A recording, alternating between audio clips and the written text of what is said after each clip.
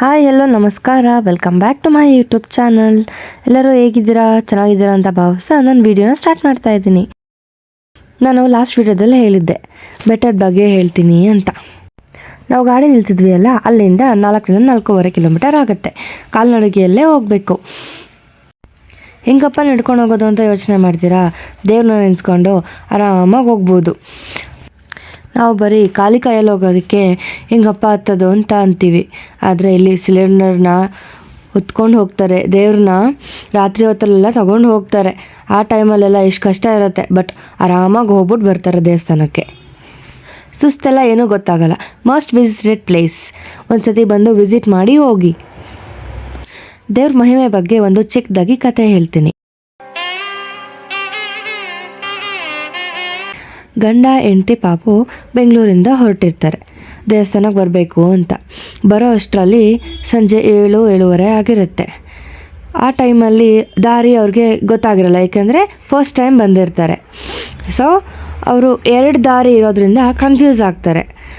Right ಸೈಡ್ಗೆ ಹೋದರೆ ದೇವಸ್ಥಾನ ಹೋಗ್ಬೇಕೋ ಇಲ್ಲ ಲೆಫ್ಟ್ ಸೈಡ್ಗೆ ಹೋದರೆ ಹೋಗ್ಬೇಕೋ ಸುಮ್ಮನೆ ನಿಂತಿರ್ತಾರೆ, ಗೊತ್ತಾಗಿರಲ್ಲ. ಆ ಟೈಮಲ್ಲಿ ಪಾಪುನ, ಚಿಕ್ಕ ಪಾಪು ಅಲ್ವಾ, ಹೆಗಲ ಮೇಲೆ ಎತ್ಕೊಂಡಿದ್ದಾಗ ಹಿಂದ್ಗಡೆಯಿಂದ ಬಸವಣ್ಣ ಕಾಣ್ತಾ ಇರುತ್ತೆ. ಬಸವಣ್ಣ ಹೋಗೋ ದಾರಿಲಿ ಸ್ವಲ್ಪ ಬೆಳಕು ಬೀಳ್ತಾ ಇರುತ್ತೆ. ಆ ಪಾಪು ಅಪ್ಪ ಅಂತ ಎಲ್ಲ ಕರೆದು ಹೇಳಿದಾಗ ಅದು ತಿರುಗಿ ನೋಡಿದ್ರೆ ಕಾಣಿಸ್ತಾ ಇರುತ್ತೆ ಬಸವಣ್ಣ.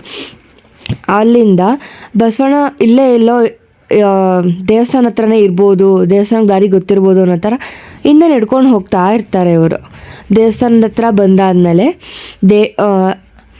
ಸ್ವಲ್ಪ ದೂರ ಇದೆ ಅನ್ನೋ ಟೈಮಲ್ಲಿ ಕರೆಕ್ಟಾಗಿ ದೇವಸ್ಥಾನ ಹತ್ರ ಕರ್ಕೊಂಡು ಹೋಗಿ ಎಲ್ಲ ಆದಮೇಲೆ ಬಸವಣ್ಣ ಮಾಯ ಆಗುತ್ತೆ.